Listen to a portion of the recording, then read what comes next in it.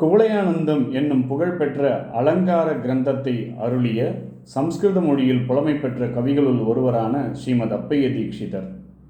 இவர் பல ஸ்தோத்திர நூல்களை அருளி செய்துள்ளார். அவற்றுள் ஒன்று ஸ்ரீ மார்கபந்து ஸ்தோத்திரம்.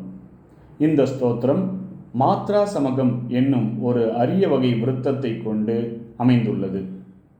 மாத்ரா சமம் என்பது ஒரே மாதிரியான சொற்றொடர்களையும் ஒலிகளையும் கொண்டு இருத்தல் வேண்டும். குடியாத்தம் அருகே உள்ள விரிஞ்சிபுரம் என்னும் சிற்றூரில் வீற்றிருக்கும் மார்கபந்தீஸ்வரர் மீதான ஸ்தோத்திரம் இது. அழகிய சொற்கட்டுகளை கொண்டது, அர்த்தபுஷ்டி நிறைந்தது. பயணம் செய்பவர்களுக்கு அவர்களுடைய வழியில் தடை வராதவாறு காப்பாற்றி வழித்துணையாக இருப்பவர் மார்கபந்தீஸ்வரர் என்று அப்பைய தீக்ஷிதர் ஒரு அருமையான வழித்துணை பணுவலை பக்தர்களுக்கு தந்துள்ளார். சிவராத்திரி அன்று சிவ தரிசனத்துக்காக பயணம் செய்பவர்கள் இந்த ஸ்தோத்திரத்தை சொல்லலாம்.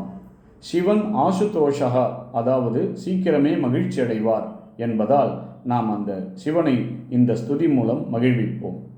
சம்போ மகாதேவ தேவ சிவ சம்போ மகாதேவ தேவேஷ சம்போ சம்போ மகாதேவ தேவ பாலாபனம்ரத் கிரீட்டம் பாலநேத்ராட்சிஷா தக்த பஞ்சேஷு கீட்டம் சூலாஹதாராதிகூட்டம் சுத்தமர்த்தேந்து சூடம் பஜே மார்கபந்தும் சம்போ மகாதேவ தேவ அங்கே விராஜத் புஜங்கம் அப்ரகங்கா தரங்காபிராமோத்தமாங்கம் ஓங்காரவாட்டி குரங்கம் சித்த சம்சேவிதாங்கிரிம் பஜே மார்கபந்தும் சம்போ மகாதேவ தேவ.